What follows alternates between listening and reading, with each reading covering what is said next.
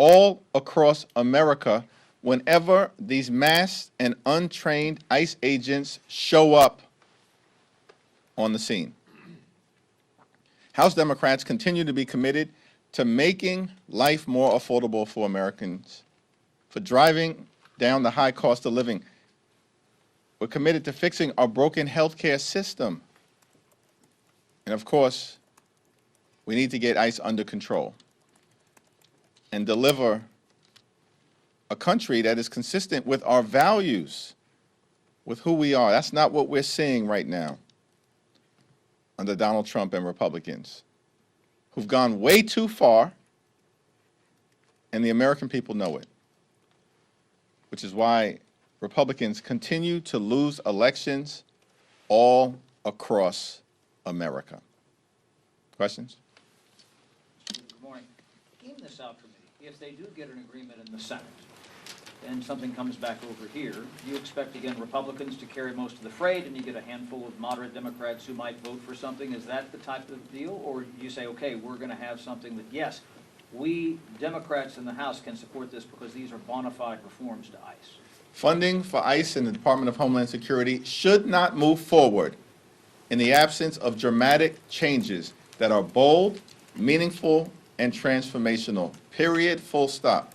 That's the House Democratic Caucus position, and that's the Senate Democratic Caucus position. And absent dramatic changes being built into the law, it's my expectation that any legislation that falls short of that will fail today in the United States Senate. Just to piggyback on that, Mr. Leader, I know earlier this week you told me you felt that the White House had walked away from some of Democrats' core asks or proposals. So have you seen the latest offer that they put on the table last night? And if so, has your posture changed at all? I'm in the process of reviewing the most recent so-called offer from the White House. We'll take a look at it. But my preliminary assessment of it is that it falls short of the type of dramatic changes necessary in order to change ICE's out-of-control behavior and deliver immigration enforcement that actually focuses on violent felons who are here illegally, which is what the president promised to do, and he lied, because taxpayer dollars are being used to brutalize and kill American citizens or violently target law-abiding immigrant families, and that's unacceptable. In our view, for instance, we need to make sure that if ICE agents or DHS agents violate the law or are engaging in violent behavior that brings harm to everyday Americans, they are held accountable independently through state and local investigations and, if merited, criminal prosecutions. There's no indication that the White House is prepared to walk away from its outrageous position that federal agents who violate the law under the banner of ICE are able to benefit from so-called absolute immunity. That's not America, where no one is above the law. And that administration position is incentivizing ICE agents to violently brutalize people in American communities with impunity, because the administration has told them they don't have to worry about ever being held accountable. That's just one of the types of common sense changes necessary in order to do what the American people want us to do, which is get ICE under control. It's a rogue agency right now, using taxpayer dollars to do harm to the American people. That's unacceptable. Thank you, Mr. Leader. New Jersey Democrat Annalila Mejia, who just won her special election primary, has not committed to supporting you as party leader.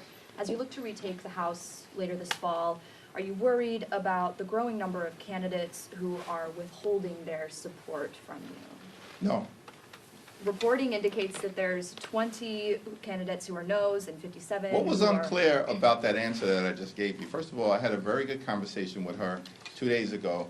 I've stood for this position as leader and/or the next Democratic speaker, I think it's 19 or 20 times. Since you're following this closely, how many times has a Democrat on the floor of the House of Representatives voted against my candidacy? I don't know, sir. We have quite many Your- who are your- going your- to be well, elected so your potentially later silence this year. says it all. Unanimous support every single time. Next question. Well, Paul? to follow up on that, though, are you at all concerned that there will be some candidates who come through primaries in races that are battleground targets? California 48, Nebraska 2, Colorado 8. There are some really competitive primaries with a very diverse field ideologically. You know, do you worry about losing seats the way Republicans have done so in the past? Well, the DCCC doesn't get involved in primaries. We'll monitor all of these races closely. The battlefield was just expanded in terms of the seats that are in play from 39 to 44. Now, let's remember, we're only 3 seats short of taking back control of the House of Representatives. That is a historically close margin, because despite what Mike Johnson, Donald Trump, Republicans, and their propaganda machine had been saying in the aftermath of the November 2024 election, there was no massive mandate. It was a close election with respect to the House. And unlike 2018, where we needed to win 24 seats, and by the way, we won 40 in a similar electoral environment to the one that exists right now, we only need to net 3. It's happening. Democrats are going to take back control of the House. And the only question is, what's the margin? And we understand that. Now, Mike Johnson and Republicans tried to spin everybody after they were crushed all of last year, including in the November off-year elections. And some people fell for it and said, well, Mike Johnson is claiming the Democrats are only winning in blue or maybe purplish states. Of course, that was not accurate. Yes, we decisively won in New Jersey by 14 or 15 points. Yes, we won in Virginia, where there was a Republican governor at the time. But we also won 3 state Supreme Court seats in Pennsylvania, a state that Donald Trump had just won. We won a state Supreme Court election in Wisconsin, a state that Donald Trump had just won. We won statewide races in Georgia for the first time in 20 years, a state that Donald Trump had just won. We ended the Republican supermajority in Mississippi, a state that Donald Trump and Republicans decisively win year after year after year. But as if that wasn't enough, we've now seen in 3 consecutive months, in 3 consecutive red states, Democrats not just win, but decisively win. That was the case in December in South Florida, where we won the Miami mayorship for the first time in nearly 30 years. And the Democratic candidate won by 20 points in deep red Florida. And then in January, we won a special election in deep red Texas, in a district that Donald Trump had just won by 17 points. The Democrat wins by 14. I talked to him yesterday again. And we overperformed by 31 in a state Senate district that's larger than congressional districts. And then, of course, in February, 3 consecutive months, 3 consecutive red states, 3 consecutive results where Democrats decisively won. In the Louisiana House district that Donald Trump had just won by 13 points, we win by 24. That's a 37-point overperformance in deep red Louisiana. Mike Johnson and Steve Scalise's home state. They're shaking in their boots right now.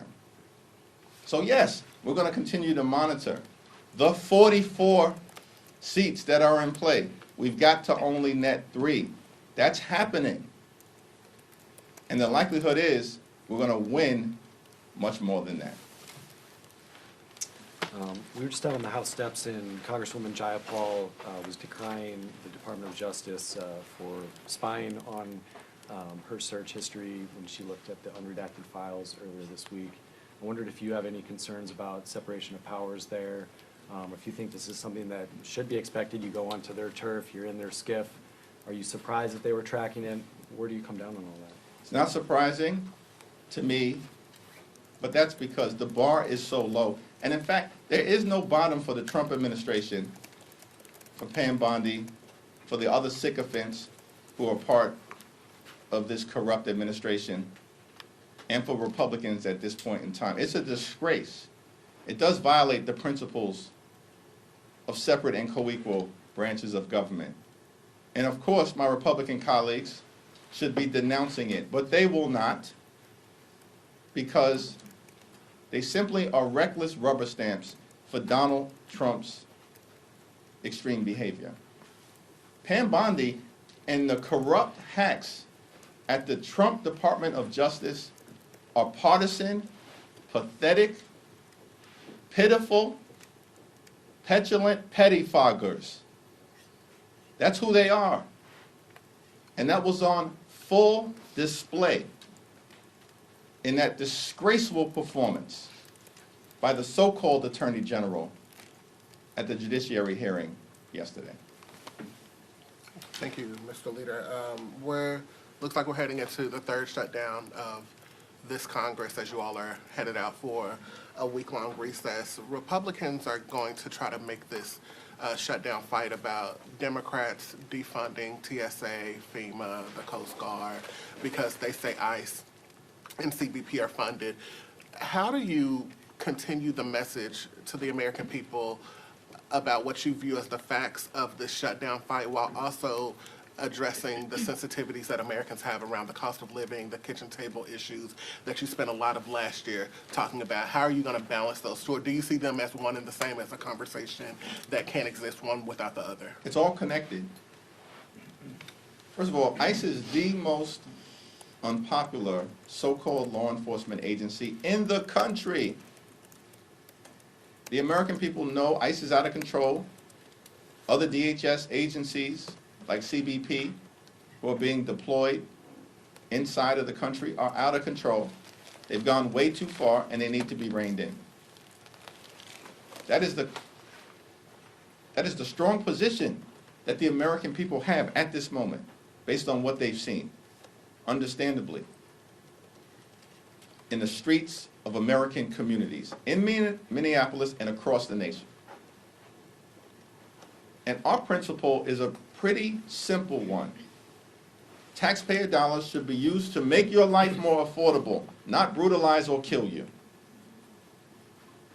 Now, Republicans have taken the position, as evidenced by their one big ugly bill. This is important for the American people to understand.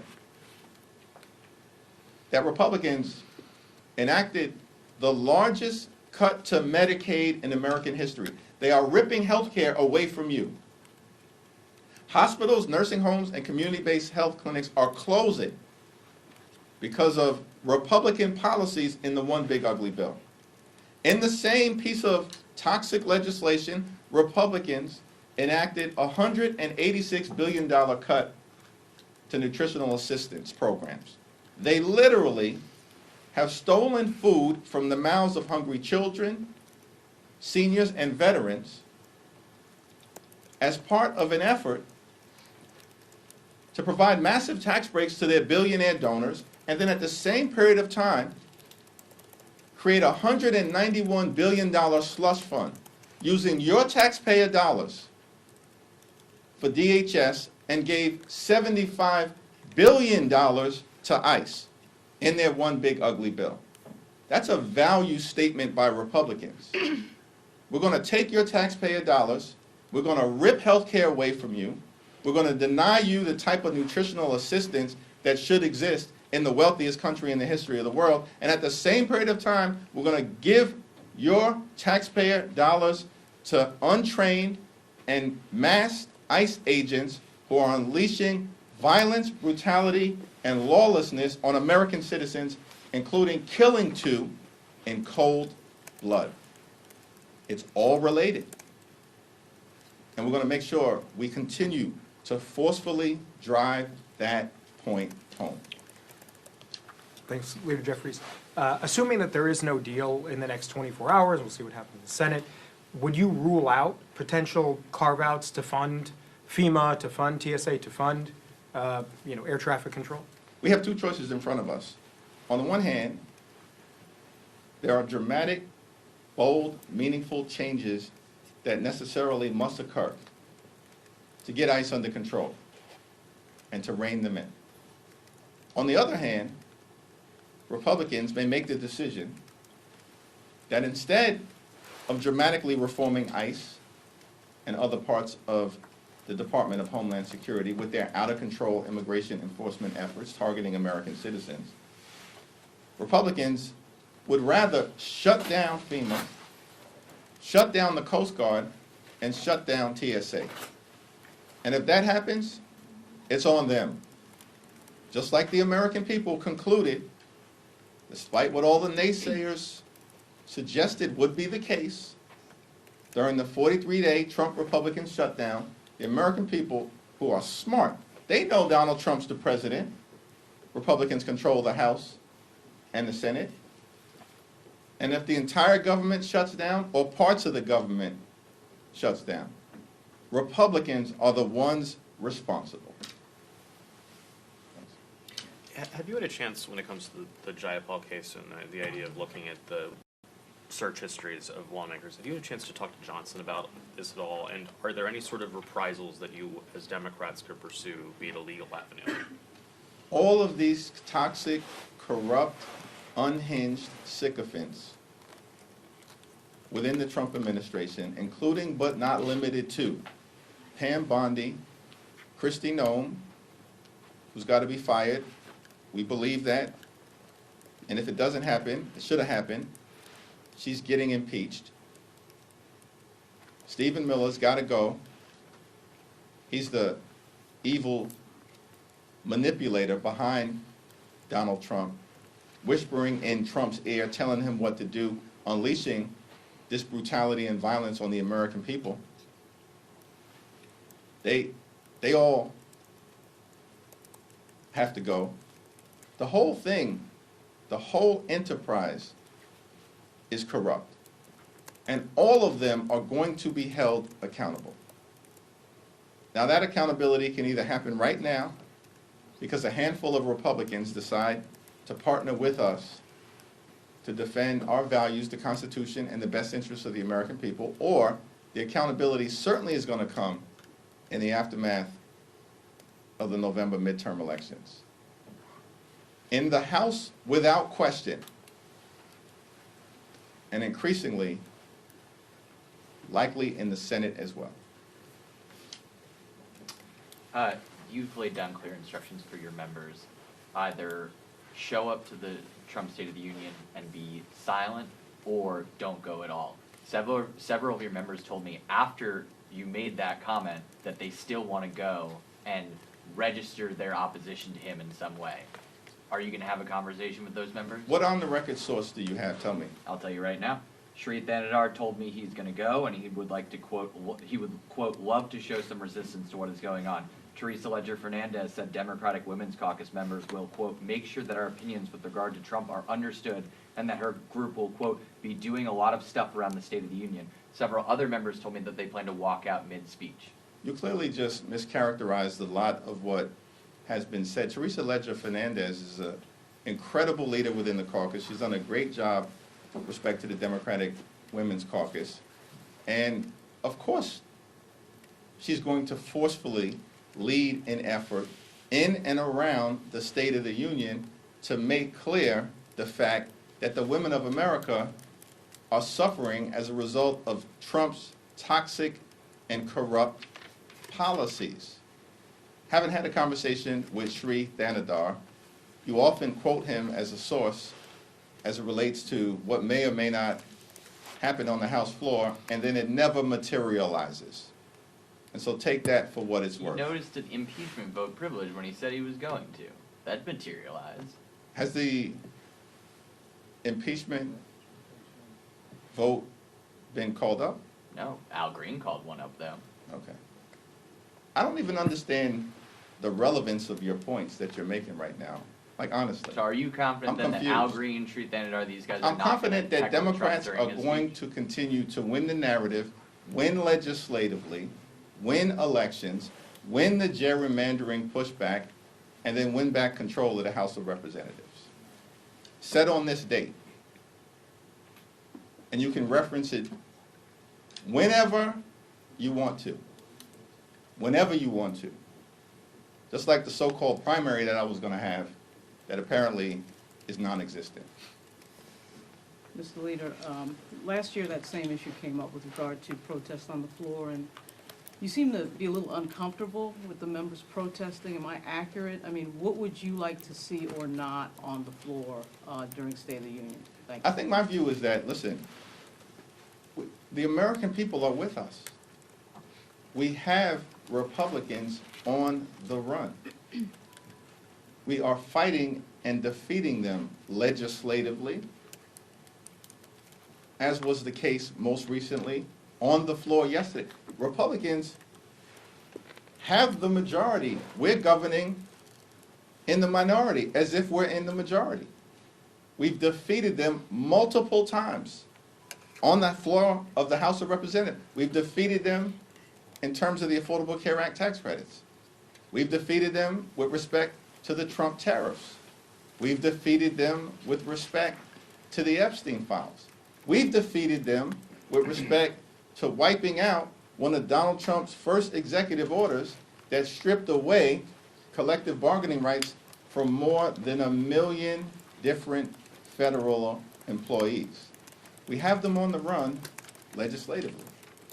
We have them on the run as it relates to their toxic gerrymandering scheme, where they, according to some cynics, were going to take 10, 12, 15 seats away from House Democrats, and apparently we were expected just to roll over and play dead.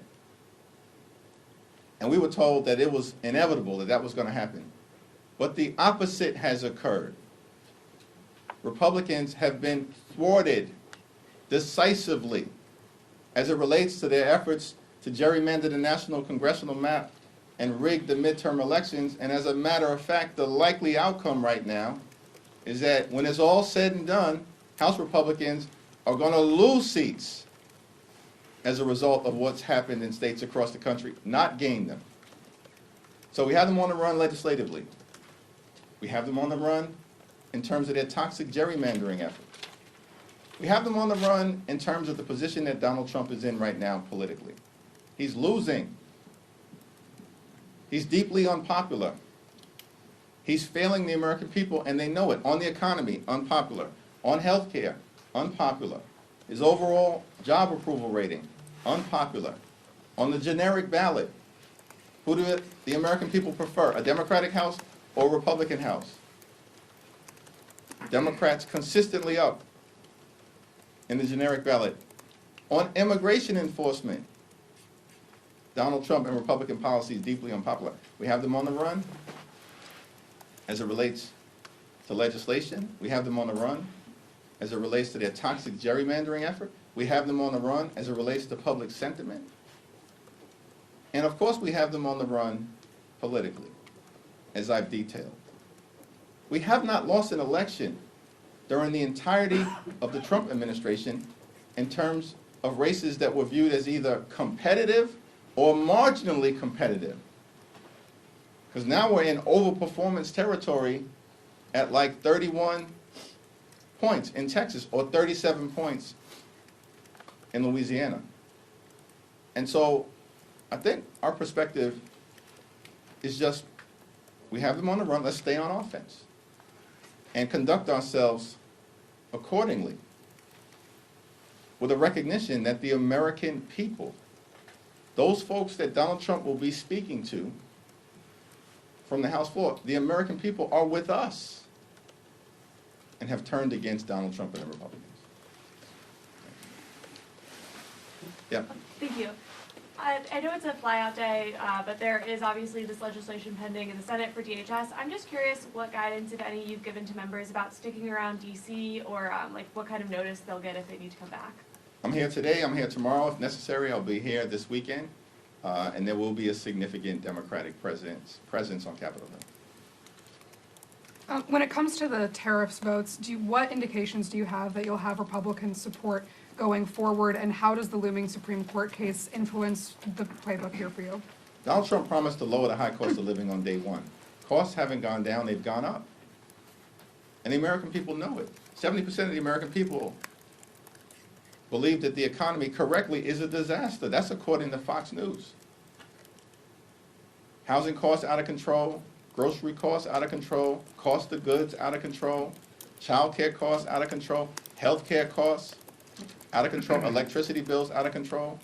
America's too expensive. It's gotten worse because of Donald Trump's policies and Republican compliance. So we're going to continue to press the case, led by Greg Meeks and Richie Neal, to get rid of these Trump tariffs that are raising costs on everyday Americans by thousands of dollars per year. We're in an extraordinary situation right now, where Republican policies led by Donald Trump and House GOP members are actively hurting everyday Americans. And the American people know it.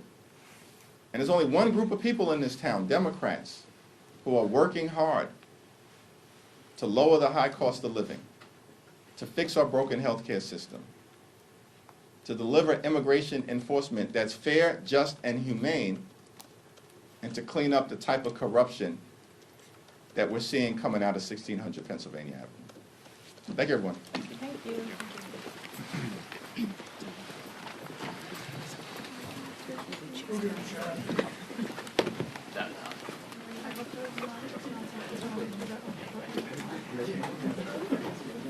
Forget your water. Is that yours? Oh, yes.